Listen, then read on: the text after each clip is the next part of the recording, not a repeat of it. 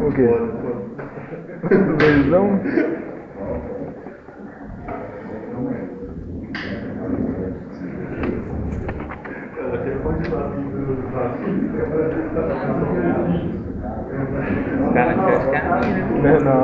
Não, padrinho. Não, padrinho. Não, padrinho. Olha que não é. Igualzinho que eu perdi mais cedo. Ô meu filho, nem viu o Chombalo. Nem viu o Jamelão.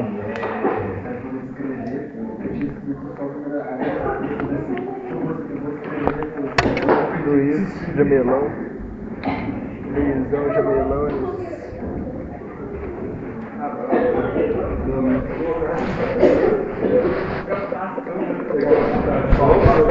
Boa tarde.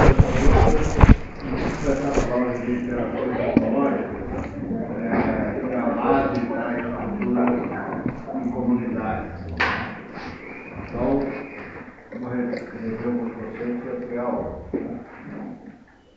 Então é importante que a gente entenda que uma comunidade ela é constituída por várias populações, mas ela não é simplesmente um conjunto de populações. Né? Ela é um conjunto de populações que estão interagindo entre si.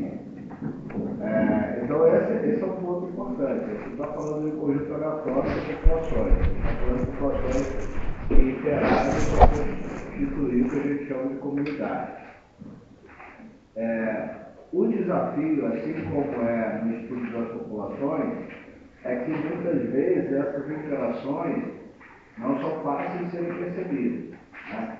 E muito menos de serem limitadas, de serem limitadas. Então, o limite, às vezes, fica apenas como um critério arbitrário do pesquisador. Né? Bom, mas que interações eu estou falando? Basicamente, as interações que ocorrem no ser vivo, que genericamente a gente pode chamar de simbiose. Né? Então, entendam que pode haver uma discordância de conceitos aí entre autores, entre livros. Então, vamos usar o que a gente está apresentando aqui. Né? Então, essas interações entre os seres vivos é o que nós chamamos de simbiose. Mas, além da simbiose, existem outras interações, né? Que são exatamente as interações que ocorrem entre os seres vivos e o ambiente onde eles vivem. Obviamente, isso vai afetar, a gente já falou, né, os padrões de distribuição e abundância dessas espécies. Mas são as interações entre os seres vivos que nos interessam e são essas que nós vamos estudar nesse primeiro momento. Que são os simbióticos. Então, essas interações entre os seres vivos, ou as simbióticas, elas podem ser intraespecíficas ou podem ser interespecíficas. Elas são intraespecíficas quando a gente está considerando interações entre organismos da mesma espécie, e elas são interespecíficas quando a gente está considerando organismos de espécies diferentes. Podem ser harmônicas ou podem ser desarmônicas.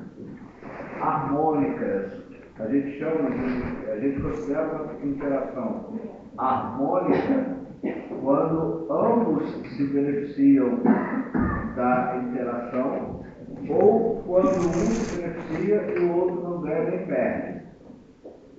E a gente considera uma interação desarmônica quando um ganha e o outro perde com a interação. Então, para todos os modelos de interação que a gente vai avaliar, nós primeiro precisamos ver se ela é uma interação intraespecífica ou se ela é interespecífica e se ela é harmônica ou desarmônica. Se ela é intraespecífica harmônica, se ela é intraespecífica desarmônica, se ela é interespecífica harmônica ou se ela é interespecífica desarmônica. Muito bem.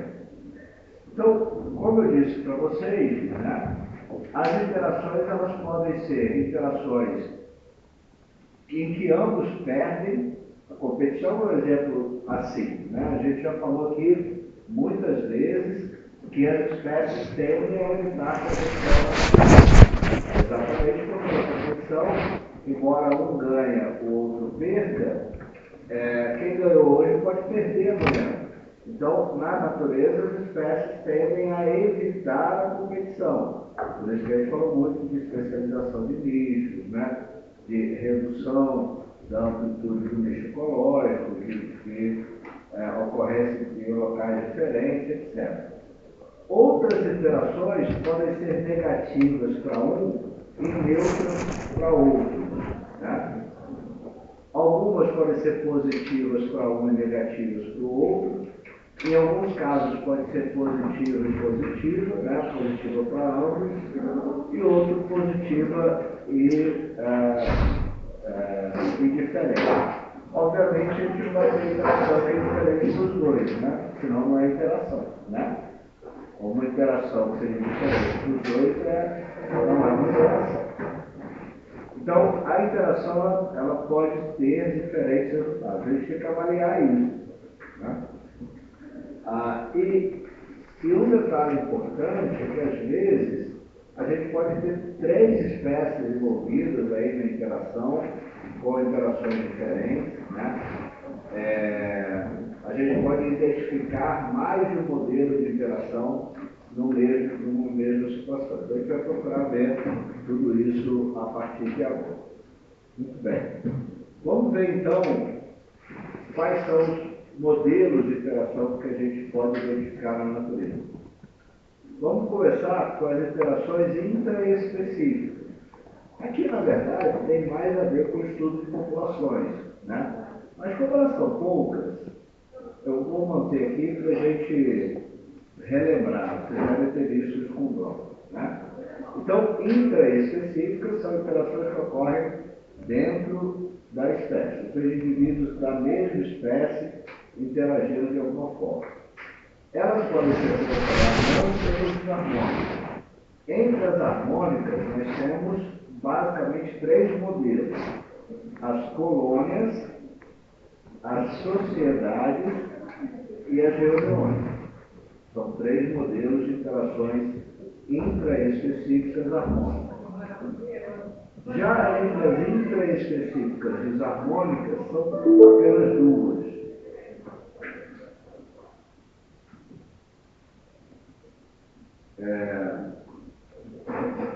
canibalismo e a competição. Na verdade, a competição ela tem uma característica importante. Ela pode ser interespecífica ou pode ser interespecífica. Então, vamos deixá-la aqui nessa interface. Né? Então, eu vou falar de cada uma delas aqui com algumas considerações. Vamos começar, então, com o conceito de colônia. O que a gente chama de colônia? Né? Então, é muito comum a gente usar esse termo de forma equivocada quando a gente sai do ramo da ecologia. Então, a gente tem que tomar cuidado para interpretar isso. O que define uma colônia é quando a gente tem indivíduos, obviamente, da mesma espécie, unidos anatomicamente, podendo dividir ou não funções. Né? Então, o que caracteriza uma colônia é o fato dos indivíduos estarem conectados fisicamente uns aos outros. Então, embora a gente fale em colônia de aves, vejam que o termo colônia não se aplica a aves. Né?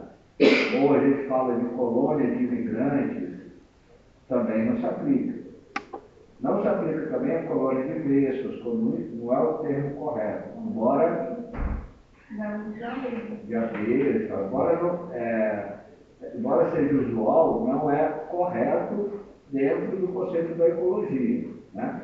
Por quê? Porque uma abelha não está grudada na outra. Né? Para definir colônia, tem que ser assim. Ó. Aqui, por exemplo, a gente está vendo uma colônia de bactérias. Cada bolinha dessa é um indivíduo, né? É uma bactéria. Aqui é a mesma coisa, né? Aqueles é outro tipo de bactéria formando colônias estão fisicamente unidas. Então, a gente tem, a partir dessa ideia de que esses indivíduos podem ou não dividir funções na colônia, nós temos dois tipos de colônias, as chamadas colônias homotípicas, que é quando os membros não apresentam nenhuma diferenciação nem dividem funções no grupo. Né? Então, é o caso que a gente está mostrando aqui, colônias de bactérias, de algas, em que esses indivíduos estão fisicamente unidos, mas não há divisão do trabalho. Todo mundo atua junto para a manutenção da colônia, contribuindo da mesma forma. Então, quando não existe divisão de trabalho, a gente chama essas colônias de colônias homotípicas. O outro caso é quando a gente tem a divisão de trabalho. Aí são colônias que estão fisicamente unidos, mas esses organismos eles apresentam diferenciações morfológicas e fisiológicas. E, por conta dessas diferenciações morfológicas e fisiológicas, eles têm uma divisão de trabalho na colônia, ou seja, cada parte da colônia tem uma função diferente. E essas colônias, elas são tão bem construídas do ponto de vista estrutural, que muitas vezes a gente interpreta essas colônias como sendo um único indivíduo. Né? Então, por exemplo, os recifes de corais, eles são um exemplo bem característico de uma colônia heterotípica. Né? Então, os recifes eles são formados por vários indivíduos. Então, quando a gente fala de recifes, né? O coral, cada indivíduo é um coral. O recife de coral é um conjunto desses indivíduos que estão fisicamente unidos. Né? Mas, dentro da estrutura dos corais, nós temos aqueles que se dedicam à reprodução, aqueles que se dedicam à captura de alimentos para a colônia inteira, outros que vão se dedicar à defesa contra predadores.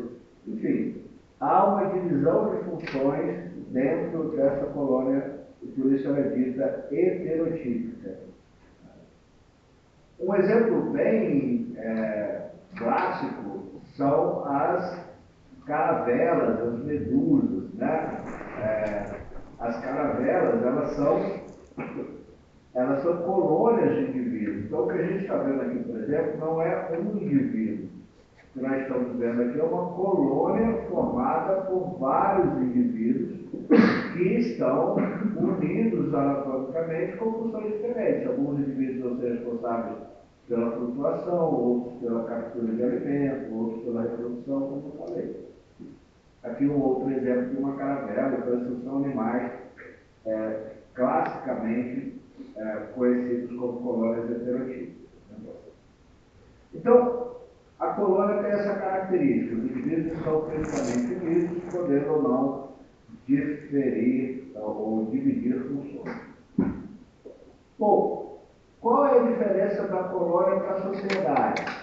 Aí sim está no fato de numa sociedade a gente não ter os indivíduos anatomicamente unidos e, obviamente, na sociedade você tem uma divisão de funções, né?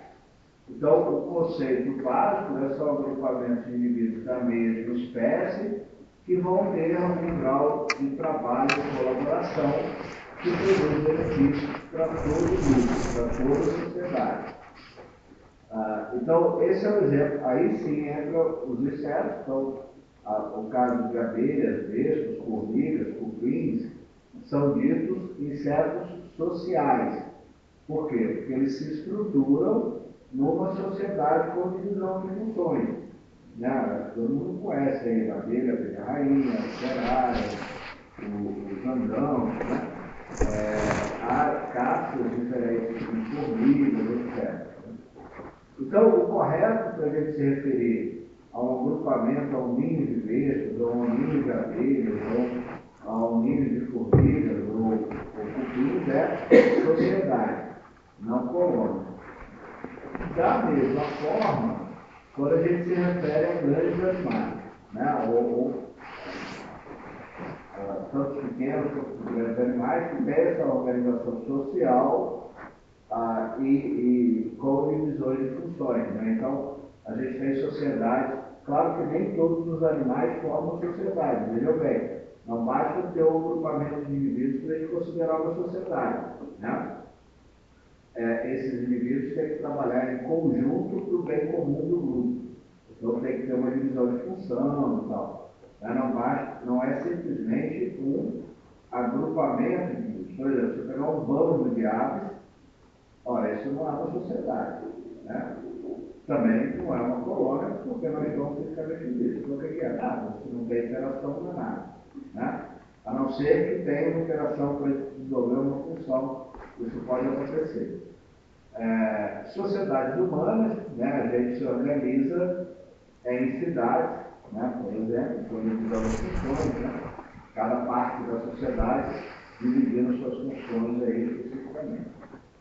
Então, colônia é um agrupamento de indivíduos que estão fisicamente unidos, podendo ou não ter divisão de funções. Sociedade, um grupo de indivíduos que não estão fisicamente unidos, mas que atuam em conjunto com divisões de funções para o bem do grupo.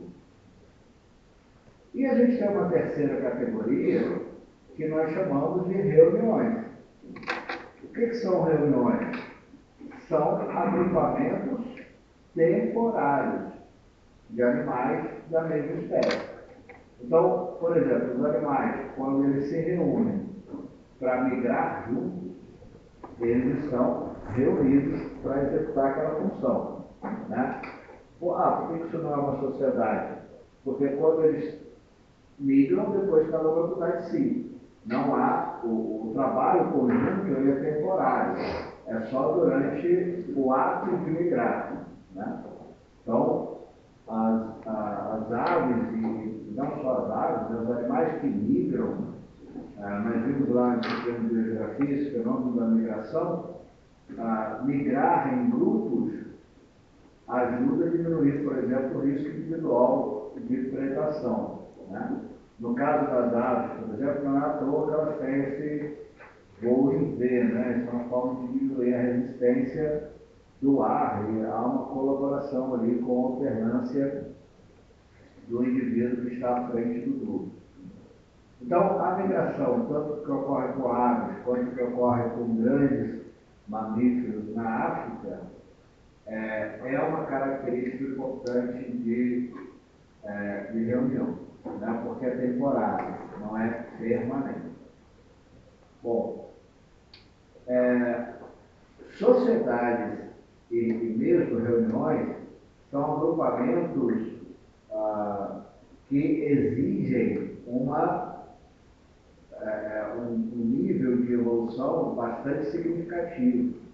Por quê? Para esses indivíduos interagirem e principalmente dividirem funções para o bem comum da sociedade, esses indivíduos têm que estar muito bem estruturados, têm que ter um nível de comunicação entre eles, né? Imagina os indivíduos para trabalhar em conjunto para o bem comum do grupo. Isso exige um nível de organização que, do ponto de vista evolutivo, é bastante significativo. Mais uma vez, nós estamos falando de um agrupamento aleatório de indivíduos. Não, estamos falando de algo extremamente organizado. Então, essa vida em grupos, seja formando sociedades, seja reuniões, é um grande desafio dos animais na natureza. Vou falar um pouco sobre isso agora, né? Então, primeiro é importante a gente entender que viver em grupos traz custos e traz benefícios, né?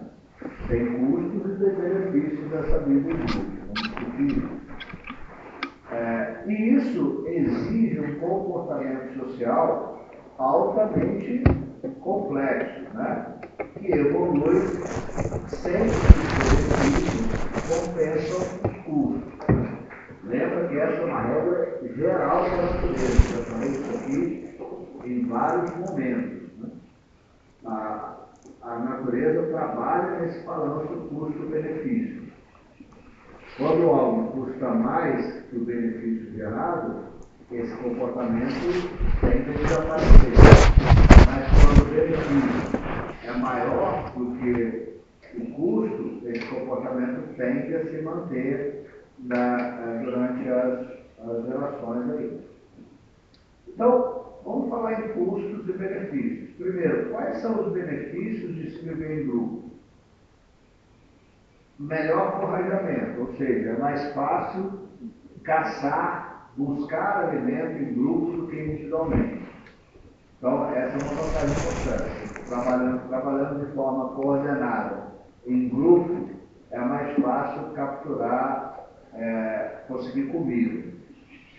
Uma outra vantagem importante é a assistência reprodutiva.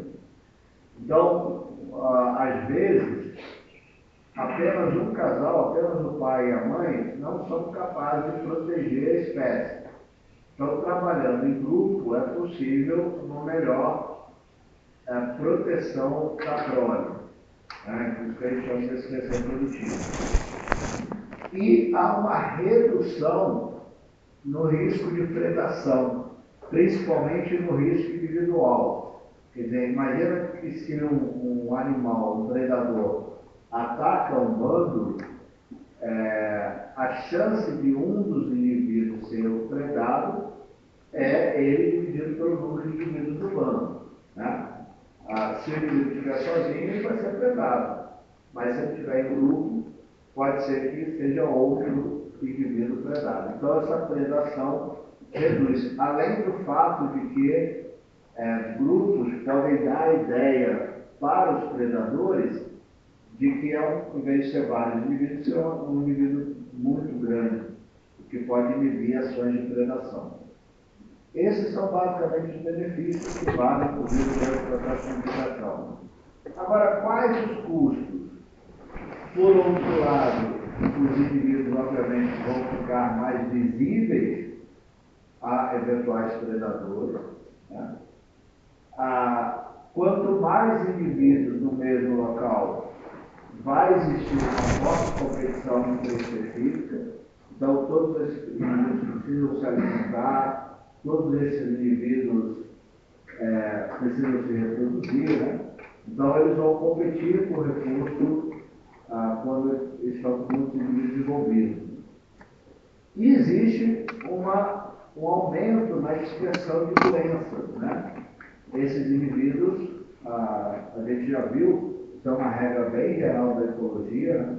Quanto maior a densidade populacional, mais fácil a doença é transmitida entre os indivíduos, né?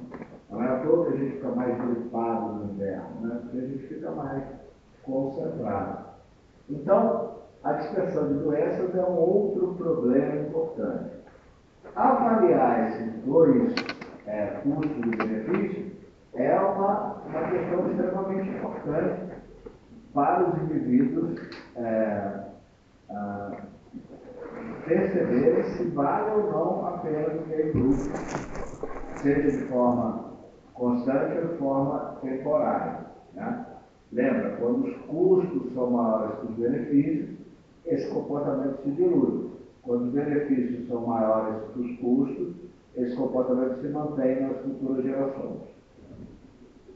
Então, a vida em grupo é algo que vem despertando o estudo por parte dos ecólogos, porque é um comportamento que exige coisas muito elaboradas, né?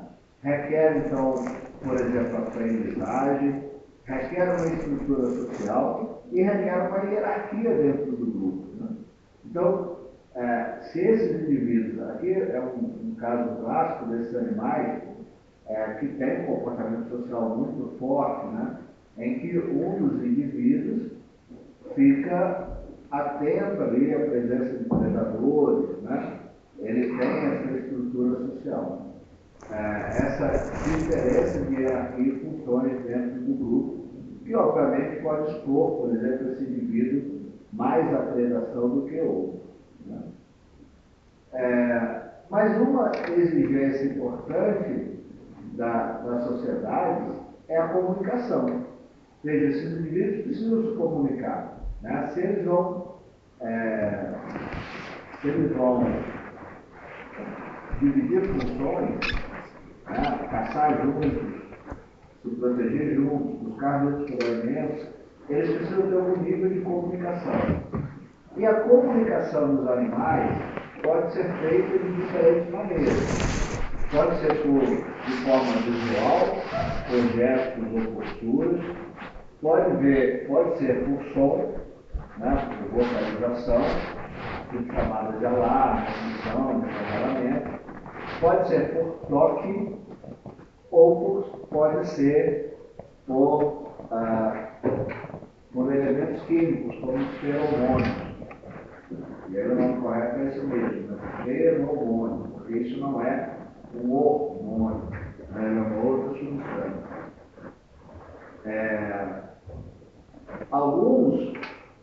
Um dos desafios que a gente tem que estudar isso é que algumas dessas formas de comunicação, elas não são visíveis ou possíveis da gente sentir. Apenas os animais envolvidos veem ou sentem, como, por exemplo, algumas radiações infravermelhas ou ultravioletas, nós não somos capazes de enxergar, mas alguns animais enxergam. Da mesma forma, o feromônio, a gente muitas vezes não é capaz de sentir, mas os animais sentem entre eles. Então, algumas formas de comunicação não são facilmente observáveis ou perceptíveis por nós. Então, vamos dar alguns exemplos, né? Em primatas, por exemplo, esse comportamento de se tocar, na verdade, de se coçar ou de tirar piolho, carrapato do animal, é uma forma de comunicação e interação social muito forte, mantendo, inclusive, a coesão do grupo, né? Determinando quem tem uma posição hierárquica maior ou menor. Aqui a gente tem um comportamento típico das formigas, que é o comportamento de toque de antenas, né? Não sei se vocês já repararam, se não repararam, podem reparar agora, quando a gente tem um grupo de formigas se deslocando, às vezes tem umas indo, outras voltando, e é muito comum que elas parem e toquem as antenas uma da outra. Aquilo é uma forma de sinalizar o caminho, por exemplo, para uma fonte de alimento. Expressões faciais ou corporais podem demonstrar, por exemplo, força, poder, rejeição, né? Ou, por exemplo, no caso dos vagalumes, né? Aquela piscada que os vagalumes dão, é um comportamento de chamar os machos, né? Quando eles estão piscando, são os machos, né? Eles estão sinalizando a sua posição para frente. Então, essa é uma forma de comunicação visual. É muito comum essa forma de comunicação visual entre animais, isso como eu falei, muito usado para manter coesões sociais, mas também como processo de seleção sexual, de corte, em que machos cortejam fêmeas frequentemente. Então, por exemplo, não só a coloração, mas o próprio comportamento, a dança, né, o movimento de um macho para chamar a atenção para a fêmea, isso é uma forma de comunicação visual. Aqui um outro exemplo bem característico, né, esse é o macho que usa essas penas para fazer corte para as fêmeas também. Aqui um outro exemplo de exibição, né? Essas fragatas, né?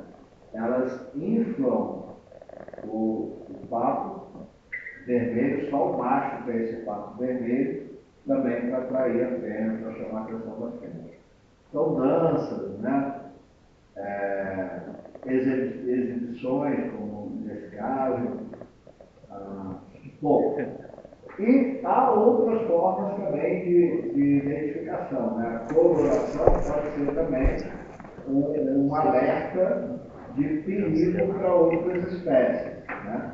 Então, na natureza, por exemplo, tudo que é muito colorido assim, né? Tudo que é muito chamativo, normalmente traz algum tipo de veneno junto, né? Então, é uma forma de se comunicar mostrando que é um animal venenoso ou perigoso.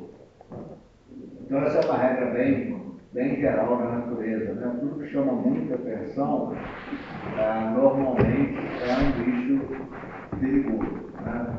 É um tipo de veneno.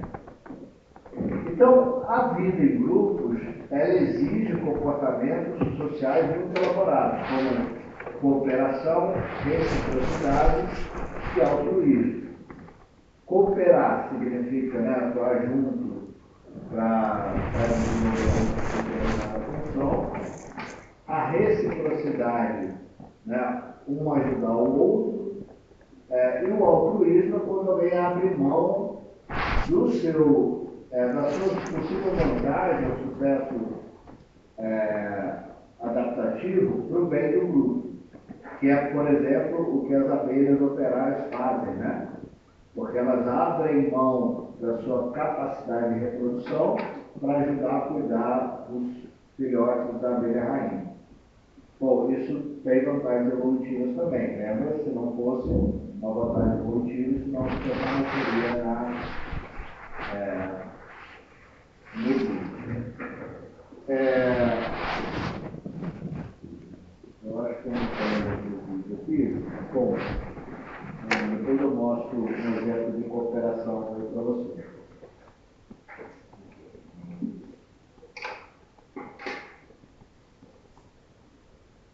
Agora, veja só, a ideia de cooperar, por exemplo, né? O que motiva um indivíduo a cooperar com o outro? Por que você vai ajudar alguém? E isso pode ser explicado por diferentes razões. Você pode simplesmente ser altruísta, querer ajudar um outro indivíduo, ou você tem vantagens para ajudar esse indivíduo.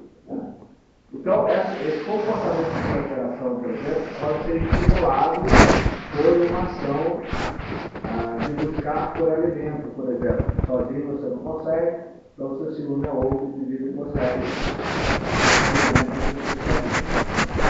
Então, muitas vezes, o comportamento de cooperação, ele precisa de um estímulo para ocorrer. Já o altruísmo, ele é mais desafiador para a gente compreender, porque um indivíduo, por exemplo, ele pode reduzir sua própria aptidão para ajudar os outros membros do grupo social. Então, voltando ao bichinho que a gente falou anteriormente, né? Esse bicho é comum que um dos indivíduos fique ali exposto, vigiando e às vezes até atraindo predadores para ele, para que o restante do grupo se proteja e fuja. É claro que o risco dele ser predado é muito maior do que os outros indivíduos, mas o que justifica isso do ponto de vista evolutivo? A gente tem que lembrar que a evolução não é um fenômeno individual. A evolução é um fenômeno coletivo, né? A evolução se dá a partir de alterações ou de manutenção em comportamento que favoreçam o grupo, não o indivíduo. Então, quando o indivíduo abre mão do seu sucesso reprodutivo, por exemplo, no caso das abelhas, né, o zangão lá, perdão, as operárias abrem mão do seu sucesso reprodutivo para a abelha rainha, elas estão ajudando a manutenção do grupo, né, a sobrevivência do grupo. Então, esse é o caso dos chamados eu sociais. Então, esse termo eu significa verdadeiro, né? São muito sociais, têm comportamentos muito elaborados, né? Como é o caso das abelhas, em que o sucesso do grupo de abelhas é reflexo dessa cooperação, desse altruísmo que existe entre as diferentes castas, né? Então, isso traz um benefício coletivo que é muito maior do que qualquer sucesso individual que possa aparecer. Então, sociedades não são comuns na natureza, né? Se a gente olhar, a maior parte dos insetos, por exemplo, não são sociais, exatamente porque a sociedade requer um conjunto muito elaborado de comportamentos que precisaram de anos e anos de evolução para se estabelecerem nessas populações. Bom, esses são então as interações intraespecíficas harmônicas: sociedade, colônia e reunião. Agora, a gente tem as intraespecíficas desarmônicas. Uma que chama muita atenção na natureza é o canibalismo. Porque se a gente pensar o seguinte, como eu disse, a interação, né, ela tem que dar resultados positivos ou negativos ali. O que justifica, e algo que não traz vantagens coletivas, não tende a se manter na natureza. Então, por que algumas espécies, por exemplo, têm comportamentos canibais? Como a própria espécie humana, em determinadas condições, pode ter esse comportamento. Bom, então vamos tentar entender o que é o canibalismo. Primeiro é importante a gente entender que canibalismo é uma relação desarmônica pela qual o organismo leva outros da mesma espécie, né? Então, vejam, a gente não pode confundir canibalismo com predação. Porque canibalismo é quando esse comportamento ocorre entre indivíduos que são da mesma espécie. Que, teoricamente, se a gente imaginar, não deveria ser um comportamento usual.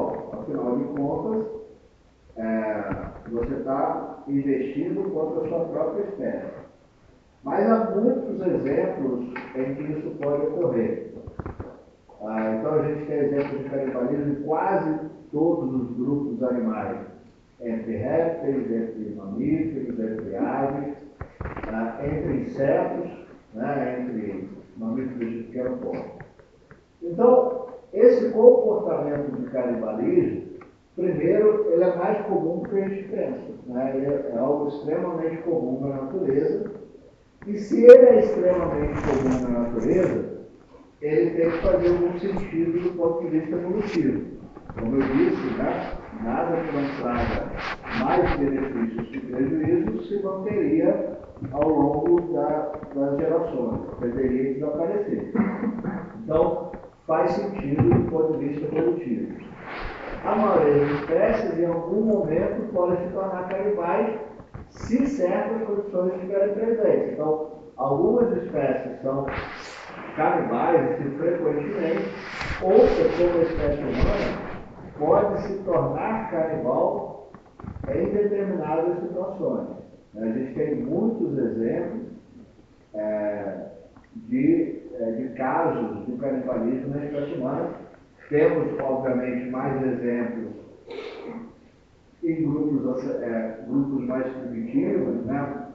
Como populações indígenas mais isoladas, mas esse comportamento pode se dar, inclusive, na nossa sociedade urbanizada. A gente tem um exemplo clássico daquele acidente lá nos Andes, né? Não sei se você já ouviu falar nisso, que o avião caiu e as pessoas sobreviveram comendo corpos dos mortos, né? Então, o canibalismo pode ser consequência de uma exigência de sobrevivência também. Então, as lesmas do mar, por exemplo, são bichos que são muito comuns, o canibalismo entre elas. Como eu falei, répteis, né, aqui, crocodilos, com outros crocodilos da mesma espécie, né?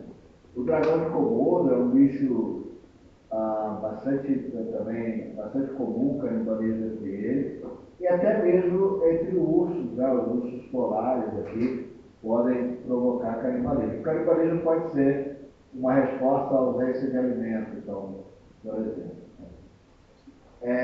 Leões são muito frequente o comportamento de canibalismo entre leões, principalmente com filhotes, né?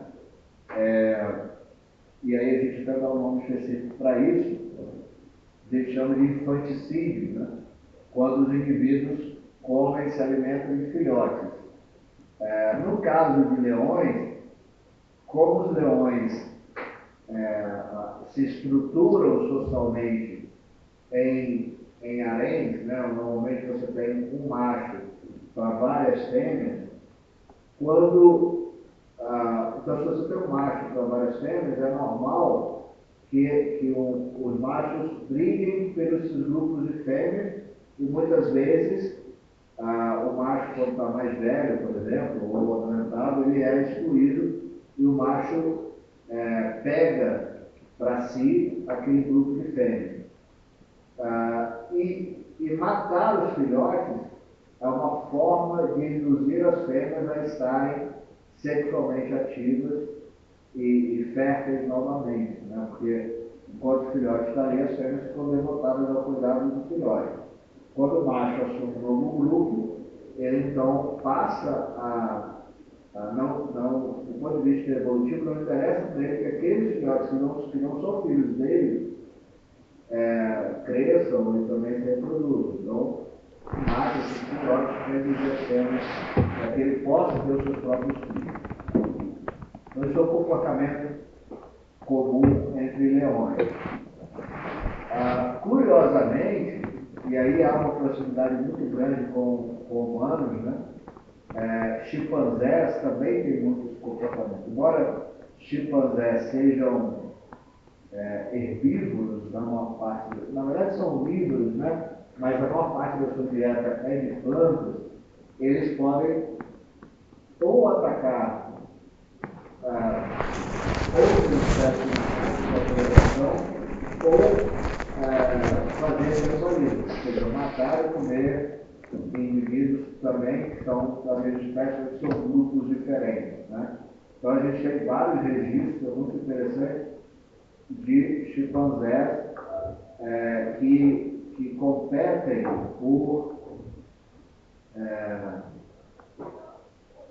por áreas ricas em alimentos, por exemplo. Então, grupos brigam, lutam, e, além de conquistar a área do rival, matam os filhotes, os rivais, principalmente filhotes e fêmeas, e se alimentam supostamente aí, como uma fonte extra de proteína.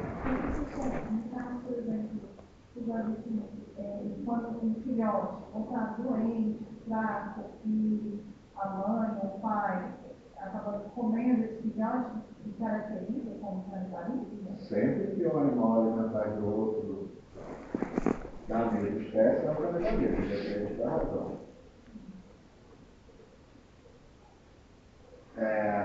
Aí a gente vai ter várias explicações para esse fenômeno. Né? Por exemplo,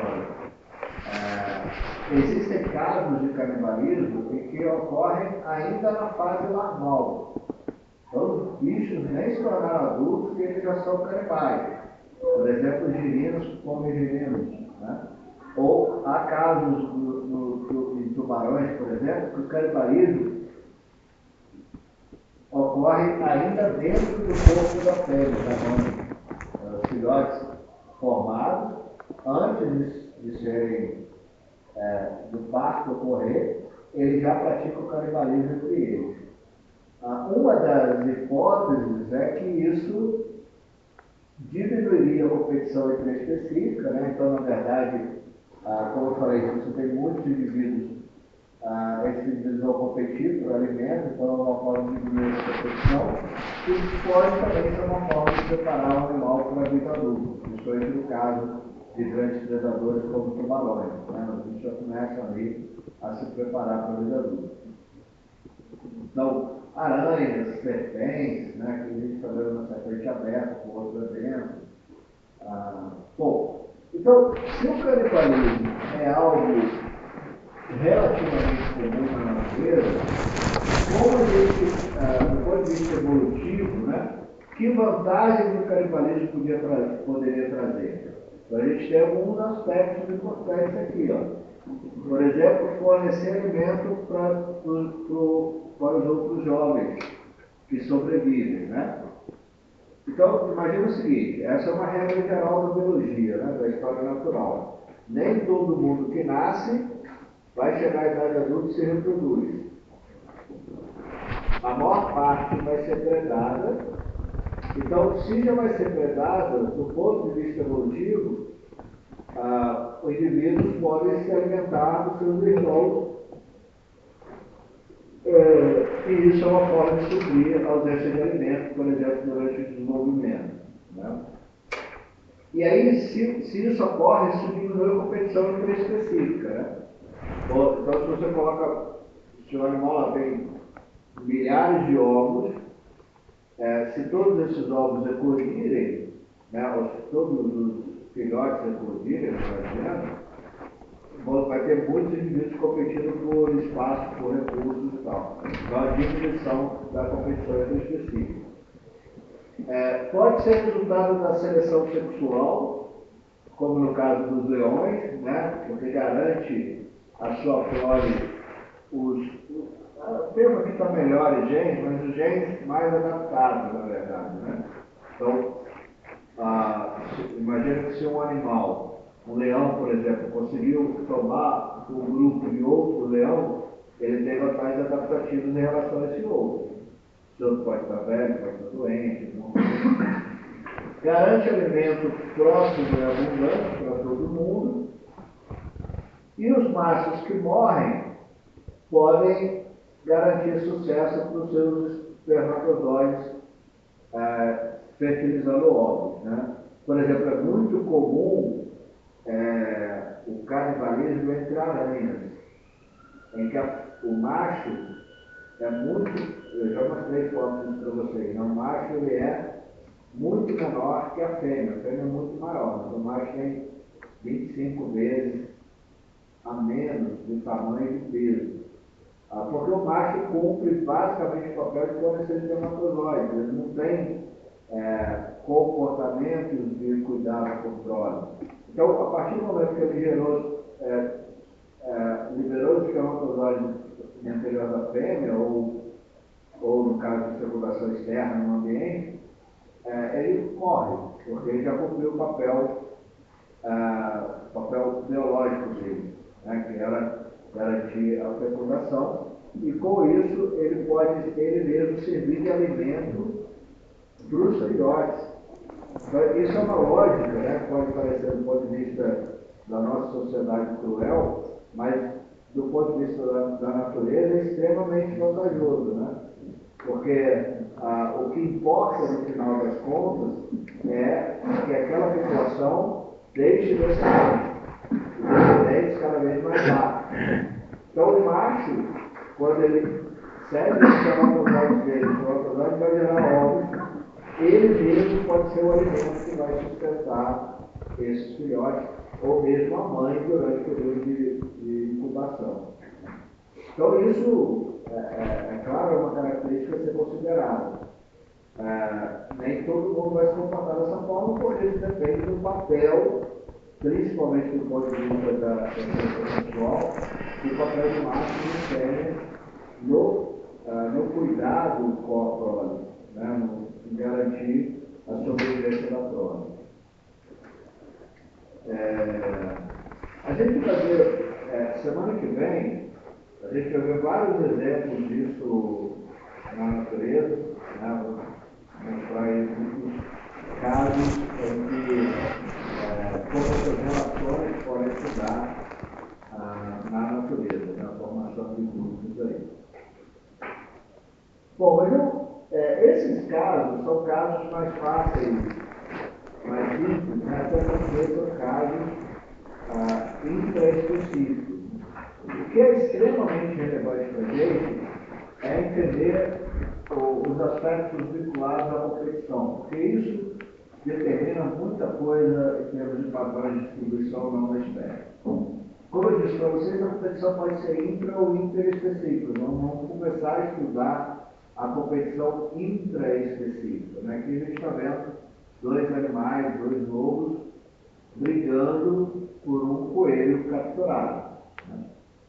Então, a competição, ela se caracteriza ela vai ocorrer quando o uso de um determinado recurso, limitado por um organismo, diminui a disponibilidade e a chance de utilização por um outro organismo desse mesmo recurso. Ou seja, por que eles estão brigando aqui também por ele? Porque se um pegar esse coelho para cima, o outro vai ficar sem. Né? Então é um recurso limitado. Imagina que não é fácil achar um coelho aí numa floresta congelada como essa. Então, esse detalhe é importante. A competição se dá por recursos. Né?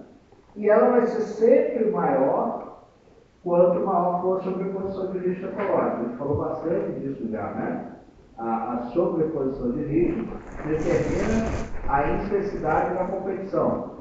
Então, quanto maior a sobreposição de riscos, e a sobreposição de riscos vai ser maior quando indivíduos forem filogeneticamente próximos. Né? Então, essa sobreposição de riscos é um aspecto importante para se considerar. E por isso ela varia em intensidade. Então, ela pode ser maior ou menor de acordo com a sobreposição de riscos. Volto a dizer, nós vimos bastante isso nas aulas anteriores. E quanto mais similares os indivíduos forem, maior a sobreposição de risco, maior a intensidade da competição. Bom, competição é algo que vem sendo estudado há muito tempo, né? E está lá na própria base da teoria evolutiva, da teoria de evolução e seleção natural, que o Darwin estabeleceu. Lá no livro A Origem das Espécies, por exemplo, o Darwin cita a importância da competição, né? Ele diz isso, como as espécies do mesmo gênero têm normalmente, embora nunca invariavelmente, alguma similaridade em hábitos de constituição e sempre em estrutura. Então, olha, o que o Darwin está dizendo aqui, né, traduzindo para a ecologia moderna, lembra quando o Darwin escreveu o livro dele, não existia a ciência, a ecologia, né? O que o Darwin está dizendo é o seguinte: quando espécies aparentadas têm o mesmo lixo ecológico, fazendo uma tradução para a ecologia moderna, que ele está dizendo, a disputa será geralmente mais severa entre as espécies do mesmo gênero quando elas entrarem em competição umas com as outras do que espécies de gênero distintos. Ou seja, o caso que eu estou dizendo, novamente traduzindo, é espécies aparentadas evolutivamente têm maior similaridade de nichos, a competição vai ser maior, porque a sobreposição de nichos vai ser maior, então a intensidade da competição vai ser maior. Então veja que a ecologia vai surgir muito tempo depois, mas estudava e já fazia, observando a natureza daí. Né? Fácil de entender.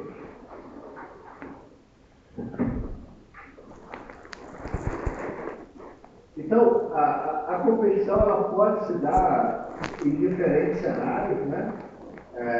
Ela vai se dar sempre por recursos, né? Mas pode envolver indivíduos completamente diferentes. Né? E ela, às vezes, pode ser uma competição diluída, né? Com vários indivíduos envolvidos, de diferentes níveis, por exemplo. Né? Então, o leão pode competir com o hiena, pode competir com outro leão e pode competir, inclusive, com abutres, né? pelo recurso alimentar. Um detalhe que eu já insisti muitas vezes, e aqui está mostrado no experimento bem legal, é que a competição, por que ela é negativa para todo mundo? Por que as espécies evitam a competição? Porque você ganha hoje, mas pode perder amanhã. O que faz você ganhar, muitas vezes, não são só aspectos biológicos que você tem, mas o próprio aspecto ambiental. Então, esse estudo aqui, por exemplo, ele foi feito no jardim experimental, com sol, chuva, temperatura iguais para os dois, mas mudou-se o tipo de solo, né, para duas espécies de plantas. Né? Olha, quando o solo é mais calcário, essa espécie aqui representada pelas bolinhas pretas ganha a competição. Mas quando o solo é mais ácido, o resultado da competição é exatamente o oposto. Né? Então, vejo que sobre as muitas condições ambientais, mudou apenas uma, o resultado da competição é outro. Então, por isso que competir não é bom. Não é bom. É melhor evitar a competição. Você nunca sabe o resultado. Nunca sabe se vai vencer ou não. Então, a competição ela pode ser, como eu falei, pode se caracterizar de diferentes formas, né? Indireta ou por exploração. Então, o que é uma competição indireta? Uma forma de um organismo, determinado número de organismos, de uma determinada espécie diferente, usam o mesmo recurso limitado. Porém, não há confronto direto. Isso é outra característica importante. Ó. Competição não significa briga física. Não significa que os indivíduos vão brigar fisicamente. Na verdade, você pode competir sem sequer saber que está competindo. Então, por exemplo, se duas populações ou duas espécies usam o mesmo recurso em horários diferentes do dia, elas vão competir. Porque se alguém esgotar o recurso de manhã, por exemplo, a turma da tarde vai ficar sem recurso, ou vice-versa. Né? Então, a competição indireta, por isso chama indireta, por exploração, não existe um confronto direto, mas a utilização do recurso que vai tornar ele disponível para o seu organismo. Certo? Então, por exemplo, uma borboleta diurna que se alimenta de folhas de uma flor, da mesma flor que uma borboleta noturna. Né? Elas estão competindo sem nunca se encontrarem. Isso é uma forma de competição. A outra forma de competição mais clássica é por interferência direta, que é quando os organismos envolvidos na interação causam algum tipo de malefício ou prejuízo, mesmo quando o recurso não está